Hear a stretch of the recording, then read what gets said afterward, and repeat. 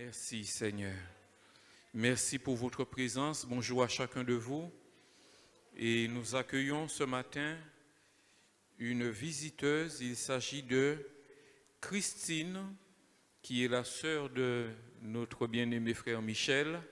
Voilà, elle est assise au fond. Sois bénie, bienvenue. Alléluia, bienvenue. Et reviens encore. Oh, c'est compris. Que le nom du Seigneur soit béni. Alléluia. Comment allez-vous, bien-aimés? Bien, bien, bien. Amen. Le Seigneur est bon. Ce matin, je voudrais partager avec vous, dans la parole du Seigneur, l'expérience d'un homme du nom de Jacob. Il y a une déclaration de Jacob dans la parole de Dieu qui a attiré mon attention et qui m'a donné à réfléchir. Nous trouvons cette parole dans le livre de la Genèse au chapitre 48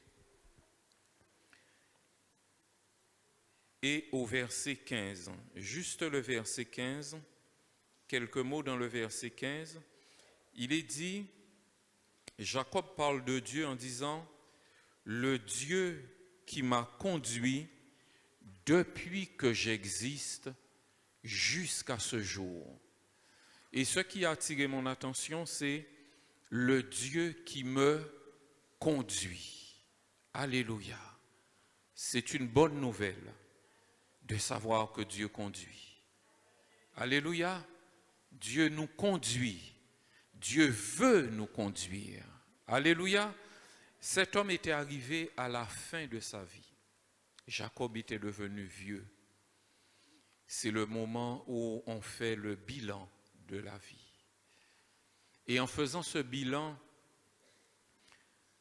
Jacob est arrivé à ce constat merveilleux qu'il n'avait jamais été perdu ni égaré, mais qu'il avait toujours été conduit. Alors j'ai voulu retourner en arrière pour examiner la vie de Jacob et pour voir comment il avait été conduit. Et en lisant dans la parole de Dieu, la première étape de la marche de Jacob qui m'a interpellé, c'est le moment où Jacob devient adulte et ses parents lui disent qu'il doit partir pour aller chercher une épouse. Il faut qu'il parte en voyage pour aller chercher une épouse. Et donc Jacob obéit à ses parents et il s'en va dans ce pays où ses parents l'ont dirigé. Et la première étape du voyage de Jacob, ce n'est pas la destination où il allait. Il s'est arrêté en chemin.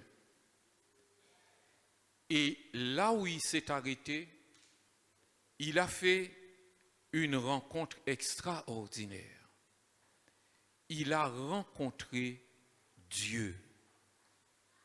Dieu est venu à la rencontre de Jacob, là où il était, pour communiquer avec lui avant qu'il ne parte pour accomplir ce voyage.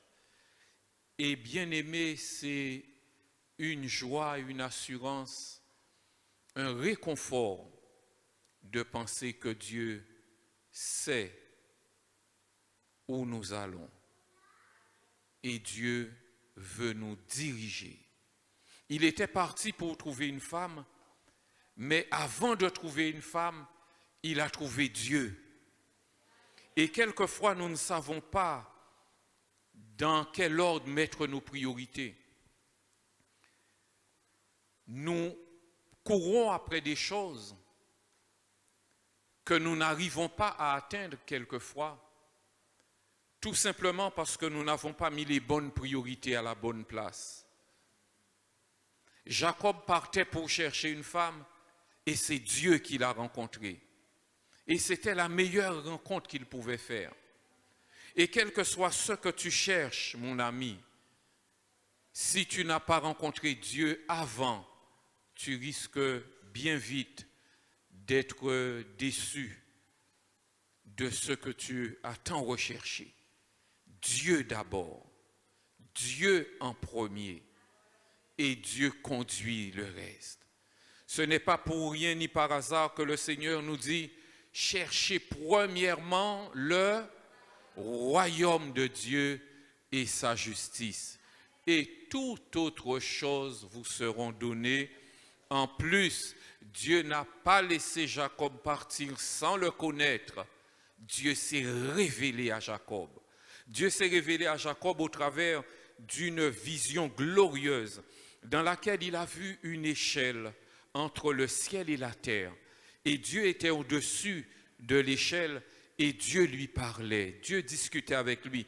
Dieu lui annonçait des choses extraordinaires. Et parmi toutes ces choses, dans le chapitre 28 au verset 15, il y a cette parole de l'Éternel qui lui dit, Genèse chapitre 28 verset 15, l'Éternel dit à Jacob, voici, je suis avec toi. Je te garderai partout où tu iras et je te ramènerai dans ce pays, car je ne t'abandonnerai point que je n'ai exécuté ce que je te dis. Je suis avec toi. Je te garderai partout où tu iras. Et Dieu ajoute, je te ramènerai dans ce pays. Et après cela, Jacob a commencé son voyage. Vous vous rappelez quel était le but de ce voyage? Qu'est-ce qu'il partait chercher? Il partait chercher une épouse, une femme. Et comme il a rencontré Dieu, Dieu l'a dirigé exactement là où il fallait. Lorsque nous mettons nos projets entre les mains de Dieu, lorsque nous mettons nos décisions entre les mains du Seigneur, nous ne nous trompons jamais, nous ne nous perdons jamais. Jacob a pu dire, l'Éternel m'a conduit depuis que j'existe jusqu'à maintenant. Et ça m'a rappelé une expérience que j'ai vécue, frères et sœurs. Pendant mes dernières vacances, j'avais une voiture dans laquelle il y avait un GPS. Le rôle du GPS, c'est de nous conduire à destination.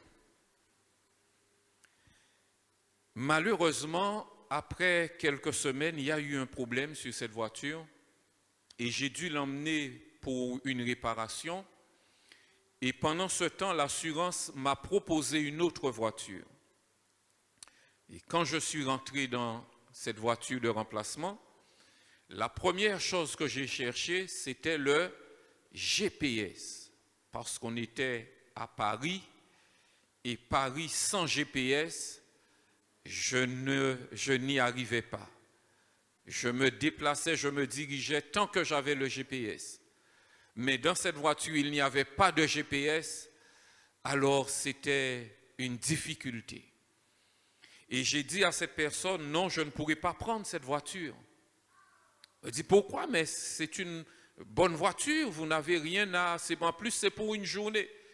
Je lui dis, oui, mais même une journée, je ne pourrai pas, parce qu'il n'y a pas de GPS dans cette voiture. Je ne pourrai même pas, si je prends cette voiture, trouver le chemin pour retourner dans ma maison. Je serai perdu et je vais tourner en rond. Il me faut une voiture avec un GPS pour me diriger. Et finalement, ils ont cédé, ils m'ont changé la voiture. Et en montant dans la voiture, la première chose que j'ai fait, c'est de rentrer la destination dans le GPS, appuyer sur un bouton, et le GPS calcule l'itinéraire et il nous dit, allons-y. Et j'ai réalisé que dans le parcours de Jacob, Dieu avait été son GPS. Alléluia. Dieu avait été le GPS de Jacob. Et c'est pour ça que Jacob a pu dire « L'Éternel m'a conduit ». Dieu était son GPS. Et le titre du message de ce matin, ce sera évidemment GPS, mais GPS qui signifie guidé par le Seigneur. Guidé par le Seigneur. Jacob a été guidé par le Seigneur. Si nous voyons dans le livre de la Genèse, toujours au chapitre 29, rappelez-vous que Jacob voulait arriver à Padam Aram pour chercher une épouse dans le pays où ses parents l'ont envoyé. Chapitre 29 au verset 1er, il est dit, après avoir rencontré le Seigneur, Jacob se mit en marche et s'en alla au pays des fils de l'Orient. Il regarda, et voici, il y avait un puits dans les champs. Et voici, il y avait à côté 3 troupeaux de brebis qui se reposaient, car c'était à ce puits qu'on abreuvait les troupeaux. Et la pierre sur l'ouverture du puits était grande. Tous les troupeaux se rassemblaient là. On roulait la pierre de dessus l'ouverture du puits, on abreuvait les troupeaux et l'on remettait la pierre à sa place sur l'ouverture du puits. Jacob dit au berger, « Mes frères, d'où êtes-vous » Ils répondirent, « Nous sommes de Charan. » Il leur dit, « Connaissez-vous Laban, fils de Nacor » Ils répondirent, « Nous le connaissons. » Il leur dit, « Est-il en bonne santé » Ils répondirent, « Il est en bonne santé.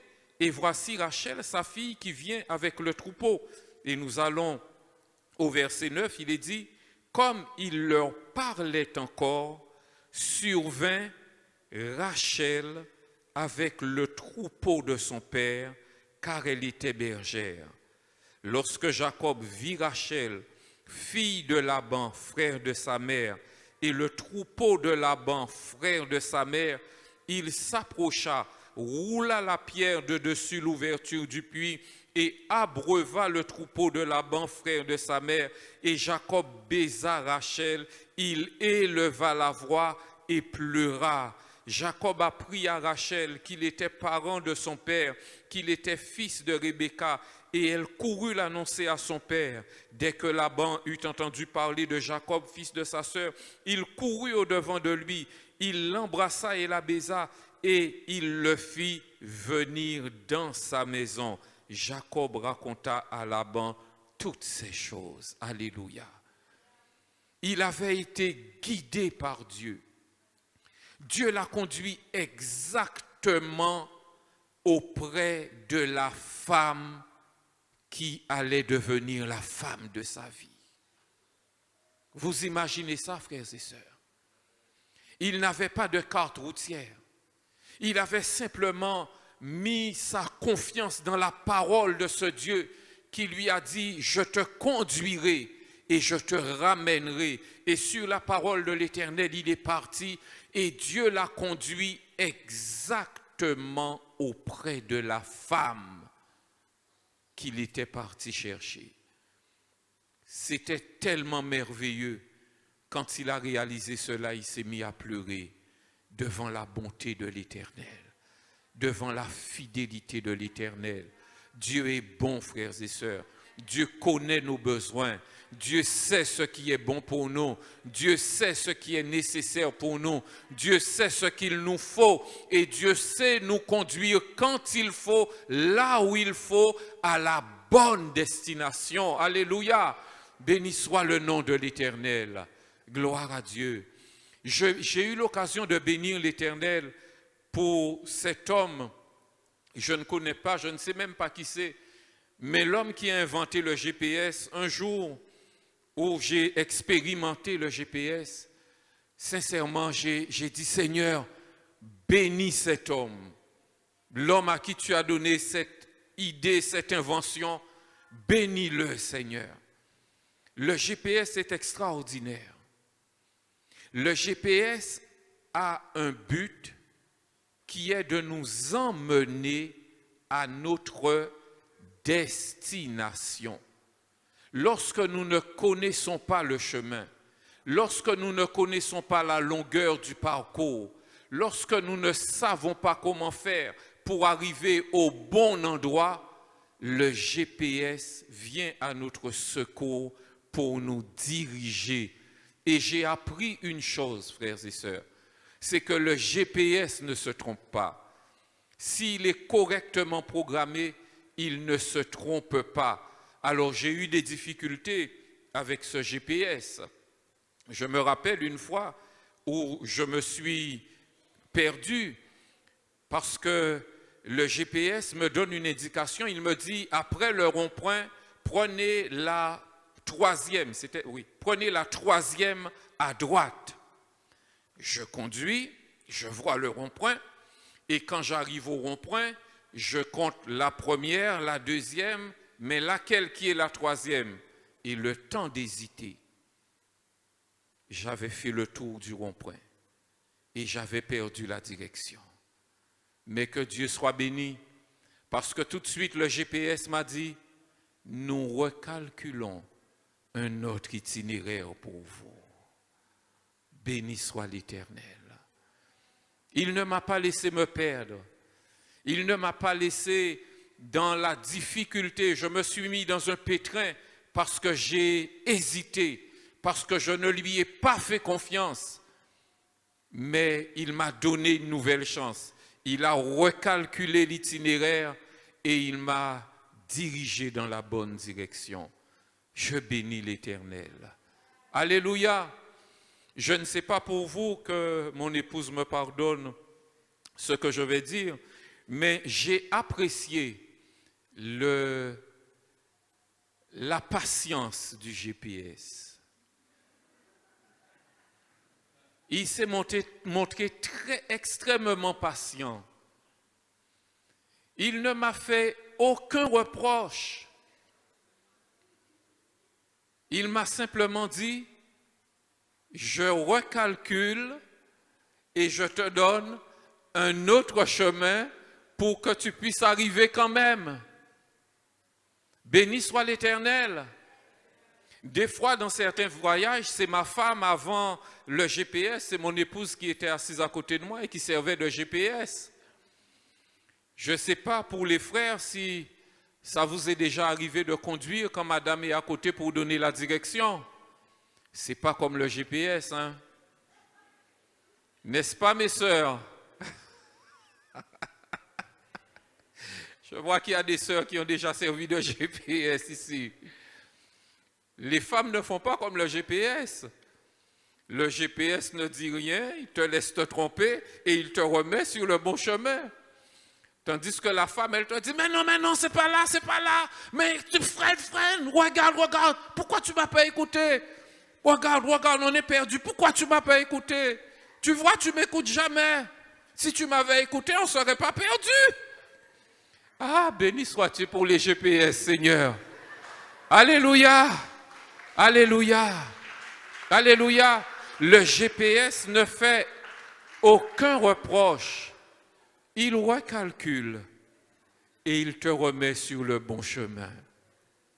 Exactement comme le Seigneur. Guidé par le Seigneur. Guidé par le Seigneur. Que l'Éternel soit béni.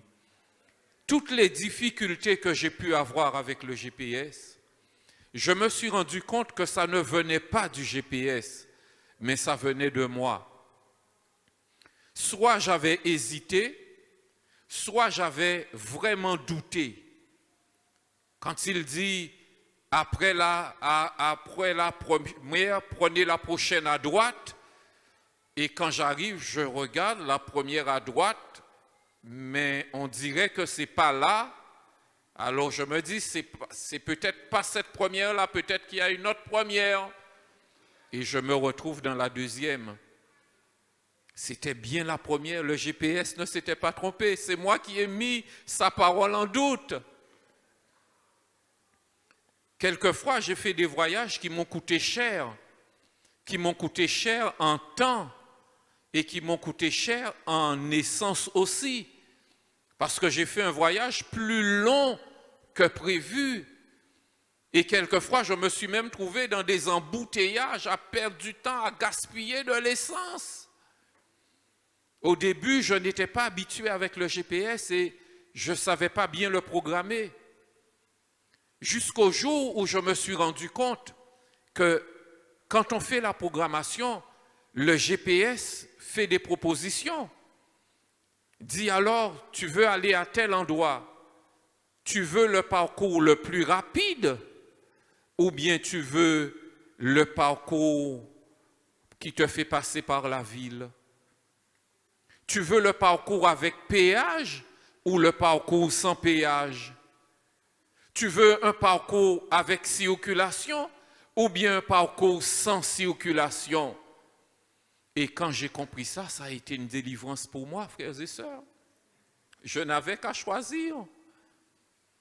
Et bien entendu, je choisissais toujours le parcours le plus rapide et aussi le parcours le plus économique. Mais il arrivait aussi quelquefois que le parcours le plus rapide réservait des surprises. Toutes les difficultés viennent de celui qui programme, pas du GPS. Et dans nos vies, frères et sœurs, dans ma vie en particulier, je me suis rendu compte que toutes les difficultés que j'ai eues, tous les échecs que j'ai rencontrés, c'est toutes les fois où je ne me suis pas laissé conduire par le Seigneur.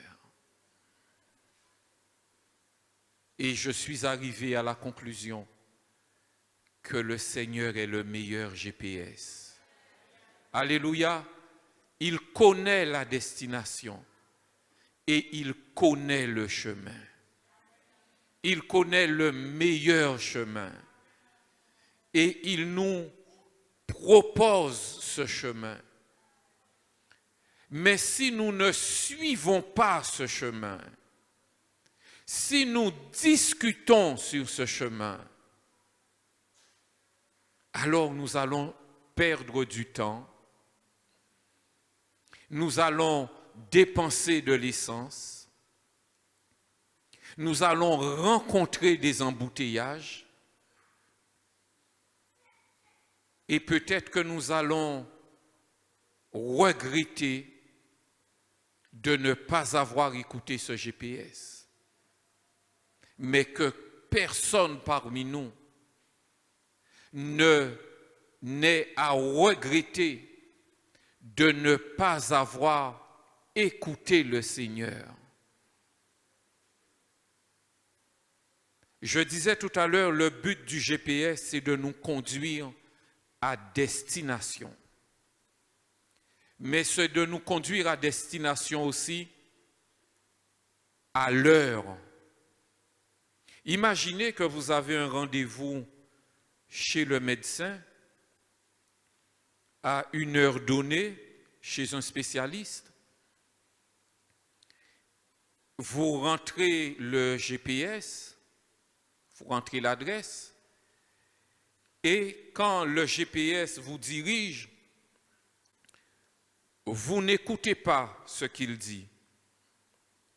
Vous discutez sur les directions qu'il donne. Le résultat de ça sera que le voyage sera simplement plus long. On va rencontrer des embouteillages en chemin. On va rencontrer une circulation plus difficile. On va faire plus de détours. On va arriver quand même. Mais est-ce qu'on arrivera à l'heure? Est-ce qu'on arrivera à l'heure? Ça aussi, c'est important. Frères et sœurs, si nous arrivons après l'heure fixée par l'Éternel, c'est un drame. C'est un drame d'arriver après le temps de l'Éternel. Nous devons organiser notre vie pour être dans le timing de Dieu, dans le temps de Dieu, être là où il faut, au moment où Dieu veut que nous soyons là. Il y a des hommes dans la Bible qui ont fait une mauvaise expérience du temps de Noé. Pendant longtemps, ils connaissaient la direction, ils connaissaient là où se trouvait l'arche. Mais ils ont pris toutes sortes de chemins. Ils sont allés dans tous les sens, à droite, à gauche. Ils n'étaient pas pressés. Ils n'étaient pas pressés d'aller là où se trouvait l'arche. Noé avait passé tout son temps à leur indiquer la direction. Le déluge va venir, le malheur va venir. L'arche est ici. Venez avec moi dans l'arche. Rentrez dans cette arche avant que le malheur n'arrive. Mais eux, ils étaient sur leur chemin. Et lorsque l'eau a commencé à monter, ils ont su trouver le chemin de l'arche. Mais la porte était déjà fermée. C'est une chose que de connaître la direction. C'est encore mieux d'arriver au bon endroit, au bon moment.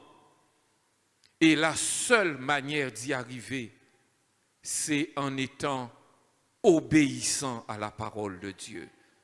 Dieu a été un GPS pour Jacob.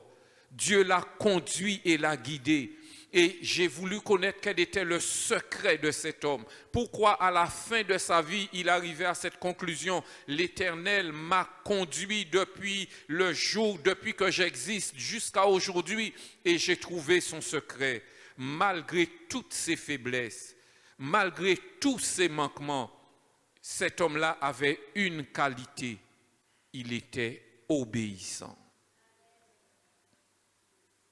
Chaque fois que l'Éternel lui a dit « pars », il partait. Il est arrivé chez Laban. Quand Dieu lui a dit « pars », il est parti. Pour le retour, pareil. Quand l'Éternel lui a dit « retourne », il a pris le chemin, il est retourné. Et il a pu ainsi expérimenter la bénédiction de l'Éternel. C'est ce que nous trouvons toujours dans Genèse au chapitre 33. Genèse au chapitre 33, au verset 18, il est dit, « À son retour de Padam Aram, Jacob arriva heureusement à la ville de Sichem dans le pays de Canaan. » Dieu a été fidèle à sa parole.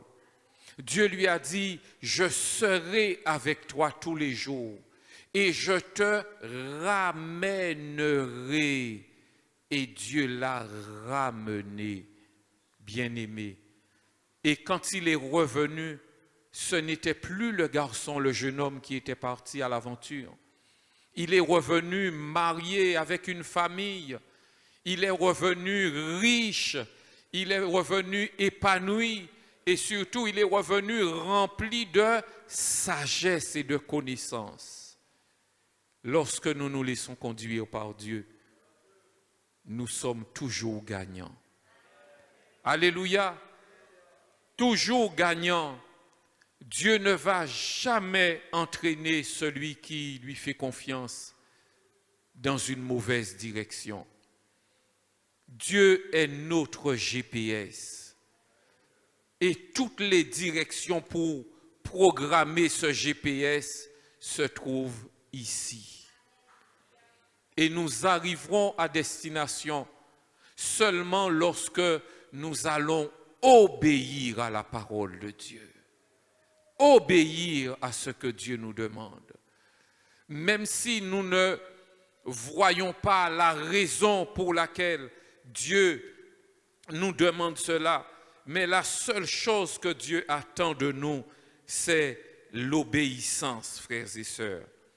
Lorsque Dieu a conduit son peuple en dehors de l'Égypte, dans le livre de l'Exode, nous trouvons cela. Il y avait le choix entre deux itinéraires possibles. Il y avait un chemin qui passe par le désert et il y avait un chemin qui passe du côté de la mer. Mais c'est Dieu qui a choisi la destination. C'est Dieu qui a programmé le chemin parce que le peuple n'était pas encore prêt pour un autre chemin que celui-là.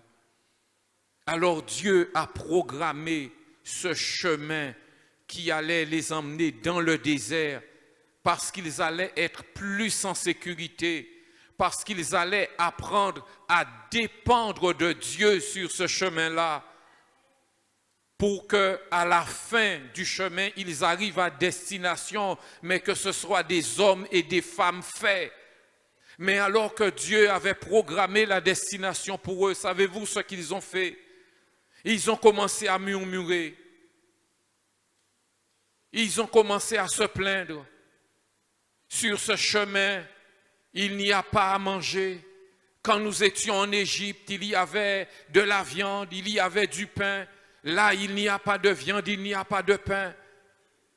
Dieu leur a donné la manne. Dieu leur a même donné de la viande à manger.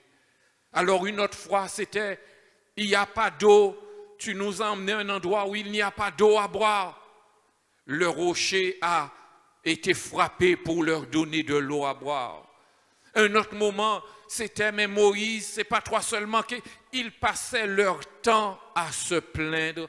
Ils n'avaient même pas réalisé que sur ce chemin, il y avait une colonne de nuée qui marchait devant eux le jour et il y avait une colonne de feu derrière eux le soir pour les diriger, les conduire, pour qu'ils soient en sécurité. Dieu connaît le chemin. Dieu connaît la direction. Dieu connaît les étapes. Dieu sait s'il y a des embouteillages en chemin. Dieu sait ce que tu vas rencontrer sur le chemin. Mais si tu as placé ta confiance en Dieu pour te guider, tu arriveras à destination, mon frère. Mais si tu te mets à chercher des chemins par toi-même, si tu te mets à discuter, à raisonner, à rejeter le chemin par lequel Dieu te conduit, tu risques de te perdre et de le regretter. L'obéissance à Dieu, l'obéissance à la parole de Dieu. Nous ne savons pas tout, mais Dieu sait tout. Alléluia. Quelquefois, nous ne comprenons pas la volonté de Dieu. Mes frères et sœurs, Dieu sait toujours ce qu'il fait. Même si nous ne le comprenons pas, Dieu sait ce qu'il fait. Lorsque Jésus est venu voir Jean-Baptiste pour être baptisé par lui, Jean-Baptiste ne pouvait pas comprendre que le roi des rois, le Seigneur des seigneurs, le Fils de Dieu, celui dont il n'était même pas digne de délier la courroie de ses sandales, il n'était même pas digne de se baisser devant lui, et il voit ce Jésus qui vient pour être baptisé par lui. Il ne comprenait pas, il a dit non Seigneur. C'est toi qui dois me baptiser, je ne peux pas te baptiser, qui suis-je pour te baptiser? Et Jésus lui dit, laisse, arrête, je sais ce que je fais. Même si tu ne le comprends pas, mais je sais ce que je fais. Pareil, lorsqu'il s'est dévêtu, il s'est attaché les reins, il a pris une bassine d'eau et il s'est accroupi aux pieds de ses disciples pour laver leurs pieds remplis de poussière, remplis de boue, des pieds sales. Jésus s'est baissé devant eux pour laver leurs pieds. Pierre ne pouvait pas comprendre cela. Et là encore, il lui dit, Seigneur, non, tu ne peux pas me laver les pieds. Tu ne peux pas me laver les pieds, Seigneur. Et Jésus lui dit, ce que je te fais, tu ne le comprends pas maintenant. Mais si tu ne me laisses pas le faire, tu perdras ta bénédiction. Je sais ce que je fais. Dieu sait ce qui se passe dans ta vie. Dieu sait ce qu'il est en train de faire dans ta vie. Et Dieu sait ce qu'il te demande. Dieu sait ce qu'il te demande. Tu l'as entendu aussi. Tu le sais aussi. Et tu ne comprends pas que Dieu puisse te demander autant. Mais Dieu sait pourquoi il te le demande. Obéis. Obéis. Laisse-toi conduire. Laisse-toi diriger. Et obéis tout simplement. L'exemple d'Abraham m'a toujours fait réfléchir. Abraham, à 99 ans, il vient de faire un enfant, un fils. Et pendant qu'il est en train de se réjouir, de vivre la joie d'avoir un enfant, Dieu vient le voir et Dieu lui demande de lui donner ce fils, de l'offrir en holocauste. Savez-vous ce qu'on offrait en holocauste? C'était les brebis. Celui qui offrait la brebis la mettait sur l'autel et la brebis était tuée, elle était mise à mort pour que son sang soit présenté devant l'Éternel. C'était la chose la plus inimaginable qu'on pouvait demander à quelqu'un qui a attendu aussi longtemps pour avoir un enfant. 99 ans, il a eu son fils. Et Dieu vient le voir pour lui demander de tuer ce fils-là comme une offrande. C'était la chose la plus invraisemblable. Il y a tout ce qu'on peut imaginer, il y a tout ce qu'on ne peut pas imaginer, et il y a cette chose-là, demander à quelqu'un de tuer un fils qu'il a attendu pendant aussi longtemps. Un homme arrivé à 99 ans, sur la fin de sa vie, il a un fils unique, le fils de la promesse. Il a tellement attendu cet enfant-là. Pour lui, cet enfant, c'est la réalisation de la promesse de Dieu. Et c'est justement celui-là que l'Éternel lui demande. Une chose invraisemblable. Mais Abraham n'a pas cherché à discuter. Il n'a même pas cherché à comprendre.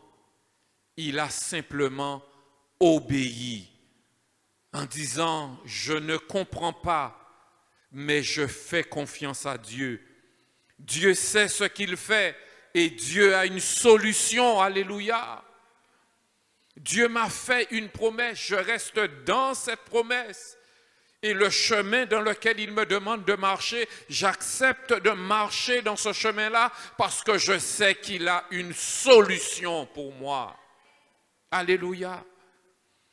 Et quand il est arrivé sur le moment où il devait accomplir le sacrifice, son fils lui dit « Père, je vois le bois, je vois le feu, mais où est l'agneau ?» Et il a eu cette parole extraordinaire, « Mon fils, Dieu se pourvoira de l'agneau. » Ça veut dire Dieu a une solution, Dieu a une porte de sortie, Dieu fera quelque chose, Dieu trouvera un moyen pour me sortir de cette situation. Si l'Éternel a permis que je marche sur ce chemin-là, c'est lui qui me conduit. Il ne permettra pas que je demeure dans une fosse. Il ne permettra pas que je demeure dans un échec, mais il m'emmènera à destination. Alléluia. Et ma destination, c'est la bénédiction de l'Éternel. Tant que je ne suis pas encore dans la bénédiction de l'Éternel, je ne suis pas encore arrivé. Je suis en chemin.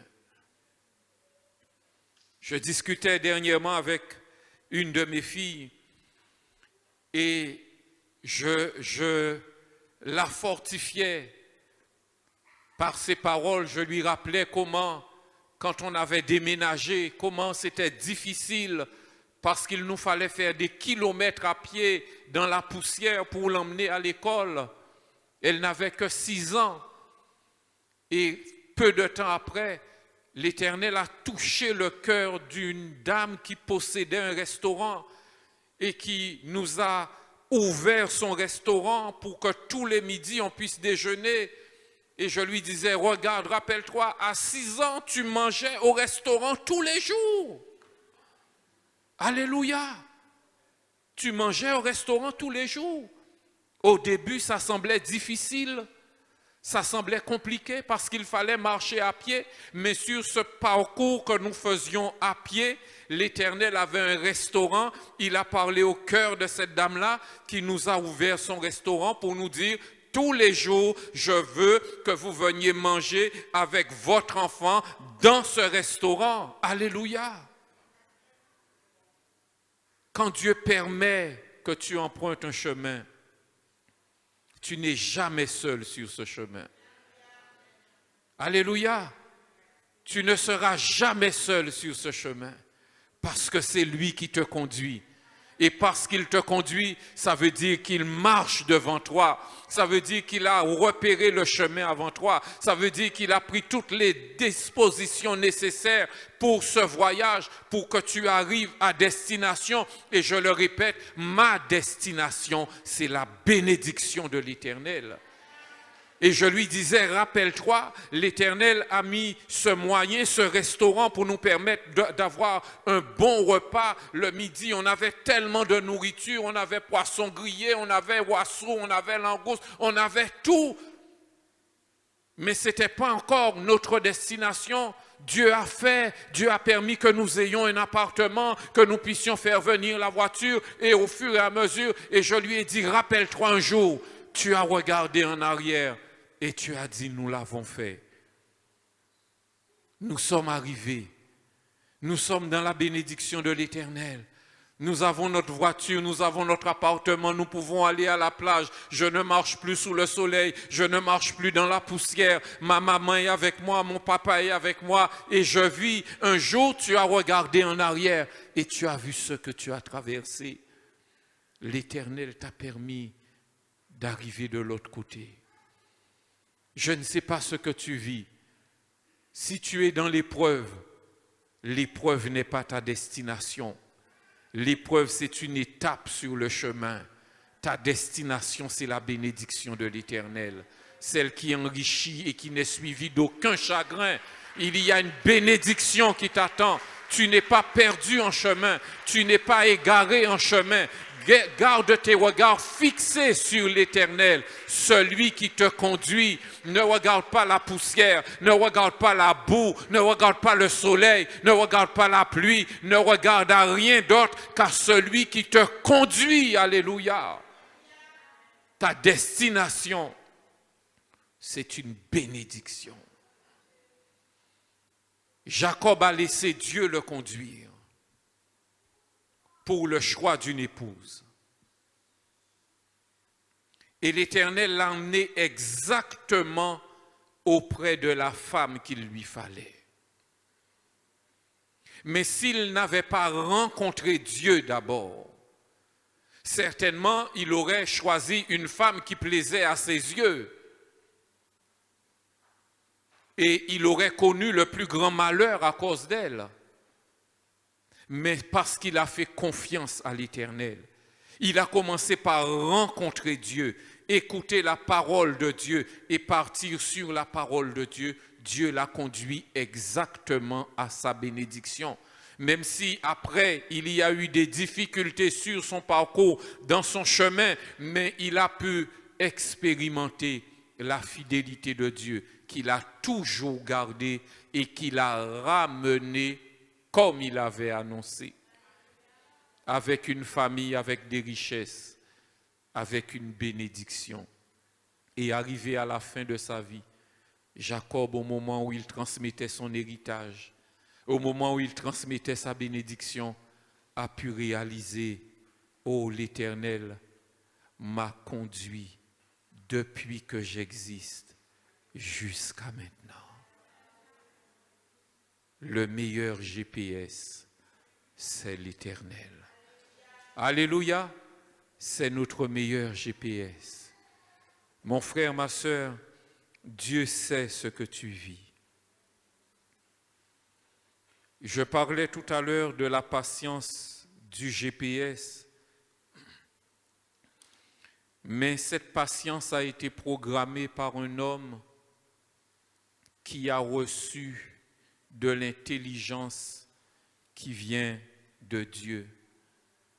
C'est pour vous dire à quel point la patience de Dieu peut être infiniment plus grande et plus merveilleuse que celle d'un appareil technique.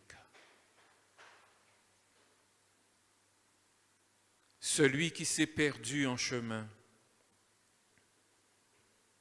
le Seigneur te dit, ouvre tes yeux. J'ai programmé un nouveau départ pour toi. J'ai tracé un itinéraire pour toi. Et si tu le veux bien ce matin, tu peux reprendre ta marche pour arriver à destination, à cette bénédiction que j'ai préparée pour toi.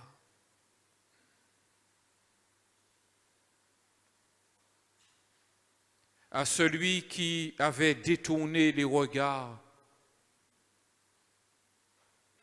celui qui avait contesté, discuté, désobéi, tu peux ce matin venir tout simplement lui dire, Seigneur, je reviens à toi, parce que je reconnais que c'est toi qui es mon guide. Je me suis égaré, Seigneur. Je ne suis pas arrivé à destination. Je voudrais reprendre le chemin que tu as tracé pour moi.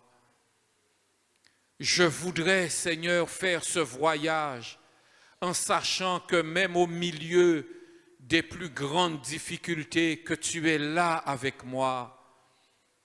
Je voudrais reprendre ma marche avec toi et me laisser guider, me laisser diriger, me laisser conduire par toi, Seigneur. Tu peux le faire ce matin. En toute simplicité, tu peux faire cette prière dans ton cœur. Tu peux lui demander pardon, lui dire, Seigneur, je reviens à toi. Je n'ai pas réussi dans ce projet parce que je ne t'ai pas consulté. Je n'ai pas obtenu ce que je voulais parce que je n'ai pas défini les bonnes priorités. Je ne t'avais pas placé au centre de ce projet. C'est pour cela que je me suis perdu en chemin. C'est pour cela que je tourne en rond. C'est pour cela que je ne vois pas ta bénédiction. Mais ce matin, Seigneur, sur ta parole, je veux reprogrammer ma vie. Je veux reprogrammer ma vie selon ta parole et te laisser me diriger. Oh, béni soit le nom du Seigneur.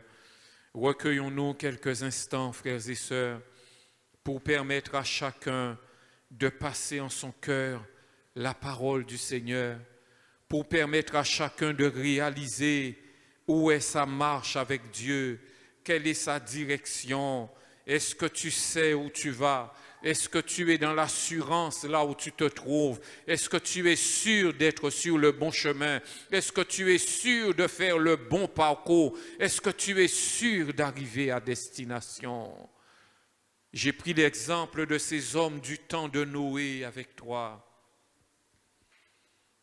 Ils ont pris tout leur temps, ils connaissaient l'adresse, ils savaient où se trouvait l'arche. Mais ils étaient occupés à aller à droite, à gauche. Et au moment où ils ont voulu prendre la direction de l'arche, ils sont bien arrivés, mais la porte était déjà fermée. Ne te laisse pas prendre dans cette erreur, mon frère, mon ami. S'il y a quelqu'un ici ce matin, quelqu'un qui entend cette parole et qui réalise, oui, c'est vrai, je fais beaucoup de choses, mais est-ce que j'ai fait l'essentiel? Est-ce que je suis à la bonne destination? Est-ce que je suis auprès de Dieu? Est-ce que j'ai l'assurance que si je venais à fermer mes yeux maintenant, ce serait pour me retrouver auprès de Dieu? Si tu n'as pas cette assurance, c'est que tu t'es perdu en chemin. Alors reviens de ton erreur. Le GPS a recalculé un itinéraire pour toi et cet itinéraire passe à la croix, là où Jésus a payé pour toi. Et là où Jésus te dit simplement, mon enfant, viens tel que tu es. J'ai déjà tracé un chemin pour toi. Je voudrais donner l'occasion ce matin. S'il y a quelqu'un qui entend cette parole et qui réalise que ses pas l'ont conduit là où il ne voulait pas aller, là où il n'est pas satisfait, et qui voudrait remettre sa vie, remettre son sort entre les mains de l'Éternel, je voudrais prier avec toi. Là où tu es, lève simplement ta main et je prierai avec toi. Oh, béni soit le nom du Seigneur. Gloire à Dieu. Merci Seigneur pour ces mains qui se sont levées. Merci Seigneur. Alléluia. Oui, madame, oui, oui.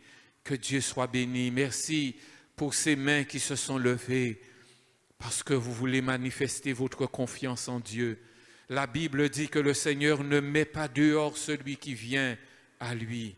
Alors en toute simplicité, vous pouvez répéter après moi ces paroles, simplement dans le silence de votre cœur, en réalisant que Dieu est vivant, que Dieu vous voit, que Dieu est là et que Dieu vous a adressé cette parole ce matin. Vous pouvez lui dire, répétez après moi, Seigneur, je te remercie pour ta parole. Je te remercie pour ce projet que tu as pour moi. Je viens te donner ma vie ce matin. Je viens te remettre mon existence. Je te demande pardon pour mes égarements. Pardon d'avoir fait sans toi. Pardon de m'être dirigé sans toi. Je reviens à toi ce matin. Je viens à toi pour te remettre la suprématie sur ma vie, l'autorité sur ma vie. Je veux te laisser diriger ma vie. Je veux te laisser conduire ma vie. Je te donne ma vie. Je te donne mes sentiments. Je te donne mes émotions. Je te donne mon caractère. Je te donne mes pensées. Je veux t'aimer de tout mon cœur, de toute mon âme, de toute ma force. Ce matin, comme Jacob, je veux te placer en premier, en tête de mes priorités et te laisser me diriger pour tout le reste, car tu m'as promis que si je recevais ton royaume et ta justice en premier, tu me donneras toutes choses avec. Je te remercie. Fais-moi la grâce de garder mes yeux fixés sur toi et de me laisser conduire jusqu'à cette bénédiction, cette belle destination que tu m'as préparée. Que ton nom soit béni. Au nom de Jésus. Amen. Merci Seigneur. Merci Seigneur. Alléluia. Guidés par le Seigneur, nous ne serons jamais perdus. Nous arriverons à destination et nous arriverons au bon moment. Que le Seigneur vous bénisse et vous garde.